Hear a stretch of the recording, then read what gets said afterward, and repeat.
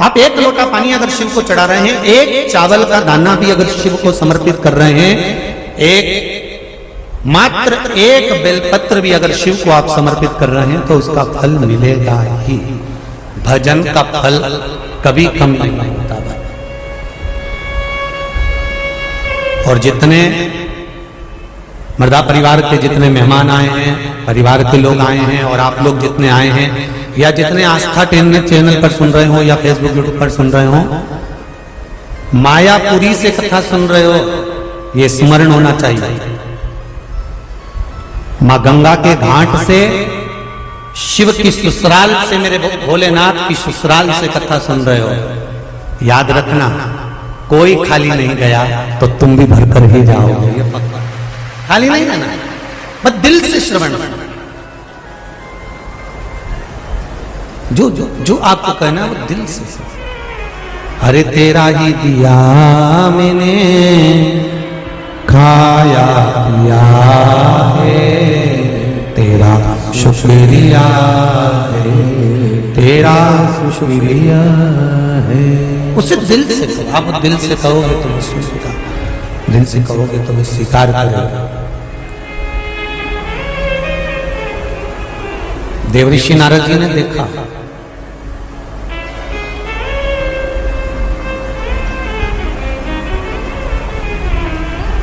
कह दिया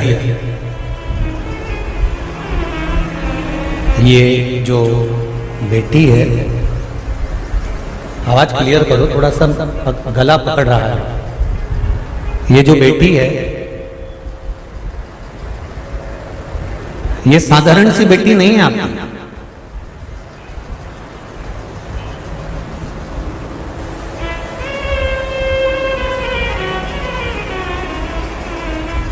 एक बात जरूर कहूंगा, देवऋषि नारद जी कर रहे हैं, ठीक है, अब ठीक है, देवऋषि नारद जी कर रहे हैं, एक बात कहूंगा,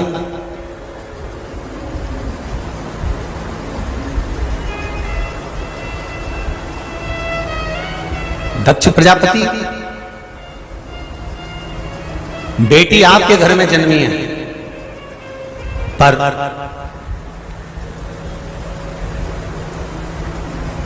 आप इसको पहचान नहीं पाओगे।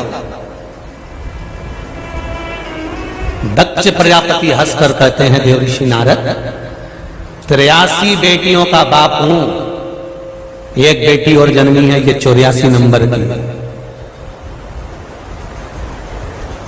इतनी बेटियों का मैं कन्यादान कर चुका हूं।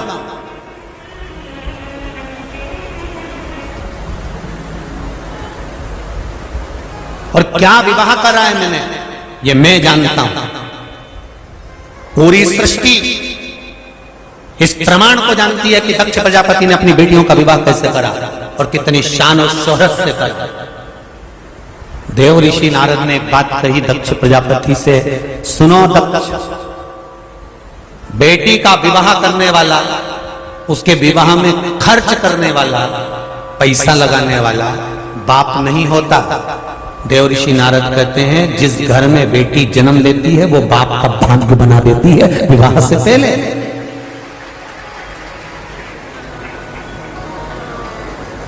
पहले की कथाओं में कहा है, गाय को देने से घटता नहीं है, बहन बेटी को देने से घटता नहीं है, संत ब्राह्मण को देने से कभी घटता नहीं है।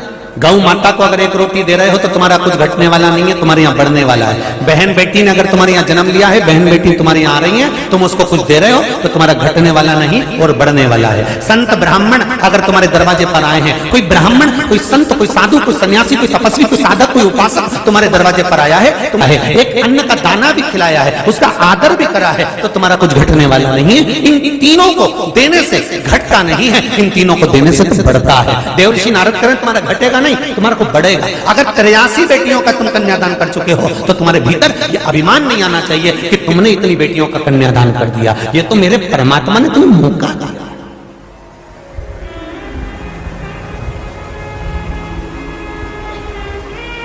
ये 84 नंबर की बेटी है मेरी।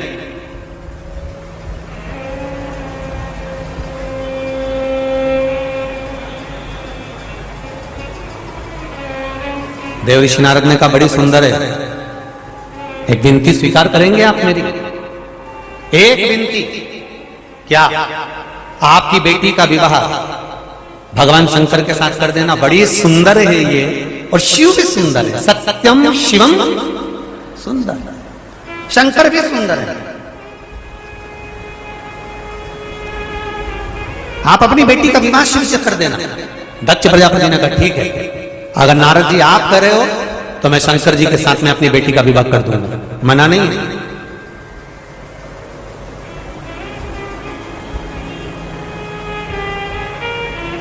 नारद जी प्रसन्न।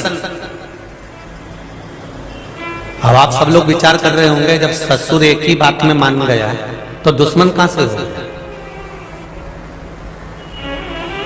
अब दुश्मनी की कोई बात होना ही नहीं चाहिए फिर तो। फिर ये दुश्मनी कहां से प्रकट हो गई शिव महापुराण की कथा में? फिर दक्ष प्रजापति और शंकर भगवान दुश्मन कैसे हो गए? दामाद ने अपने ससुर का सिर क्यों कटवा दिया?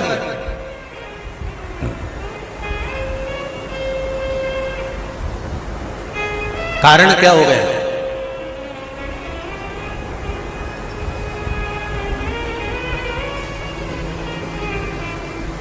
जैसे शरीर में रोग जब बढ़ जाता है तो बेलपत्री के जड़ को घिसकर चंदन बनाकर उस चंदन को शंकर का लेपन कर उस चंदन को निकालकर उसी की गोली बनाकर, जो लेपन शिव पर करा है उसी को निकालकर उसकी गोली बनाकर शरीर में रोग होने पर हफ्ते में एक बार श्री शिवाय नमस्तुभ्यं कहकर उस छोटी सी गोली को पाया जाता है, रोग धीरे धीरे समाप्त हो जाता है। उसी तरह शंकर का गुणगान मात्र,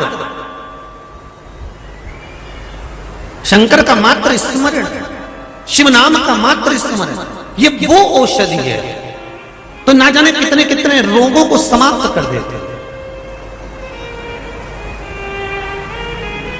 श्री शिवाय नमस्तुभ्यं, श्री शिवाय नमस्तुभ्यं, श्री शिवाय नमस्तुभ्यं। ये वो औषधि है।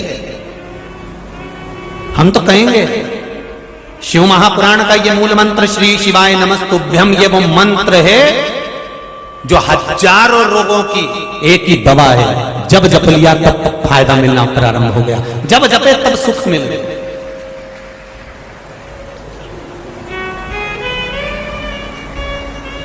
देवऋषि नारद बड़े प्रसन्न हुए, मोतीचूर का लड्डू लेकर शंकर जी के पास पहुंच गए। हर हर महादेव। शंकर भगवान ने पूछा क्यों नारद जी, कैसे आना हुआ? ब्याह पक्का करिए आया आपका? शंकर जी बोले किसका? आपका। शंकर भगवान ने कहा किसके साथ?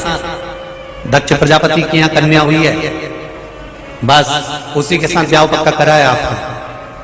शिव जी बोले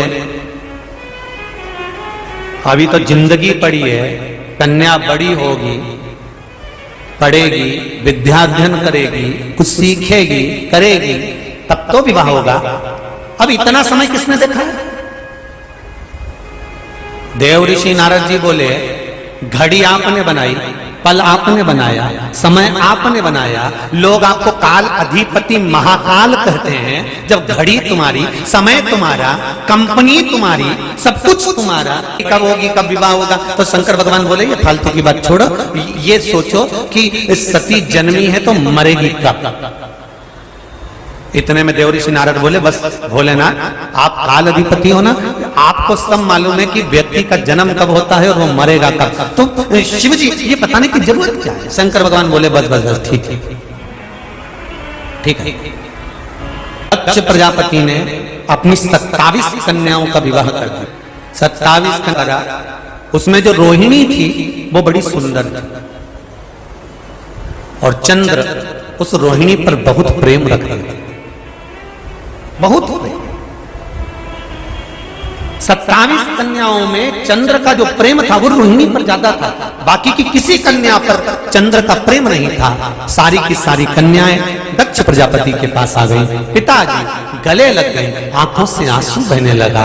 बेटी अगर बाप के गले तब कहा, पिताजी तुम्हारे दामाद केवल एक को ही चाहते हैं, हमारी ओर तो निगाह उठाकर भी नहीं देखते।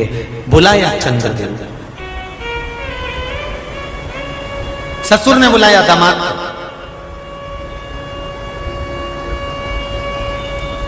सुनो जमाई साहब, आप हमारे दामाद हो, जमाई हो, आपको समझा रहे हैं।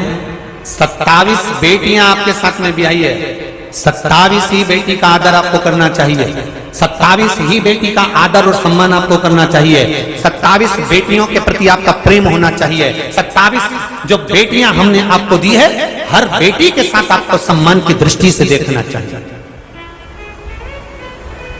ये ससुर का फर्ज है कि वो एक बार दामाद को समझा दे, एक बार समझाए। एकदम कोई भी बात कहो ना तो एकदम गुस्से में मत कहो कि किसी को एकदम जरा सा तुमको किसी ने आके कहा, बेटी ने आके आंख में आंसू भर के रोई और उसने कहा कि मैं तो इतनी दुखी, और बेटी ने जैसे कहा और तरह ससुरा जी तो तलवार खींची और यूं टूट पड़ा। कहाँ है फोन लगा, अभी फोन लगा, और जो फोन लगाया और जो बकना चालू करा, देसी और विदेशी सब बक दी सब।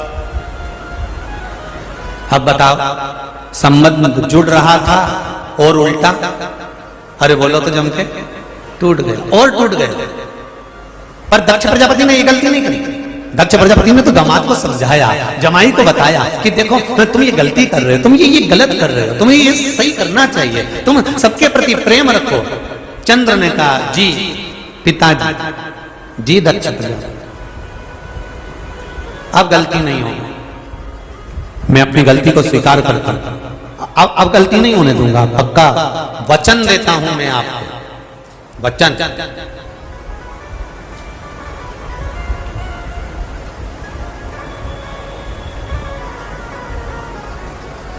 वचन दे। चंद्र चले गए। 4 दिन तक चंद्रदेव ने जितनी कन्याएं थी सबके प्रति प्रेम रखा। 5वें दिन फिर रोहिणी के प्रति प्रेम रखा तो अब वापिस कन्याएं आई और आज पिता के गले लगकर फिर रो दी, फिर रो दी। बहुत ध्यान दीजिएगा महाराज, गाय, बेटी और लक्ष्मी, ये 3 50 बार विचार करना तब किसी को देना। लड़का तुम्हारी बेटी के लायक हो तो बेटी का विवाह उसके साथ करना। गाय ब्राह्मण के घर में रखने की जगह हो तो ब्राह्मण को दान देना।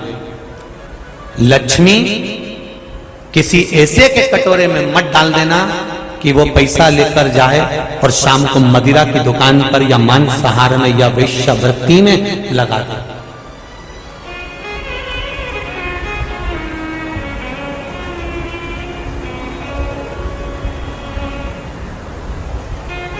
मांगने तुम्हारे पास में एक प्रसंग कहना चाहूंगा। अभी तो खैर बंद हो गए। ट्रेन में स्लीपर कोच में छोटे छोटे से बच्चे आते थे, आप लोगों ने भी देखा होगा। कपड़े उतारते हैं, कपड़ा निकाला और बच्चों ने ट्रेन में पोछा लगाना चालू कर दिया, कचरा बिना बाहर चले गए। थोड़ी देर बाद आपके पास में आए, हाथ हिलाया, आपने पर्स खोला, उसमें से 1 रुपया, 5 रुपया, 2 रुपया, 10 रुपया निकालकर तुमने उस कपड़े से पोछा लगाने वाले के हाथ में दे दिया। जब गवर्नमेंट ने, रेलवे विभाग ने पोछा लगाने वाले, झाड़ू लगाने वाले सब रख रखे हैं, तो तुझे पोछा लगाने किसने बुलाया? तुमने रुपया निकाल कर दिया। वो लड़का अगले स्टेशन पर उतरकर कोई नशे की सामान लेकर आया, उसने कपड़े में उसको बांधा और दिन भर सूंघता रहा। नशे में इतना डूब गया कि एक दिन वो लड़का किसी ट्रेन की चपेट में आया और वो मर गया, या कहीं कूद गया, मर गया। उसके मरने में 1 रुपया तुम्हारा भी लगा है, तो तुम्हें भी ऊपर जाकर नरक तो भोगना ही पड़ेगा। अब आप कहोगे गुरुजी हमने तो उसके अच्छे के लिए दिया था।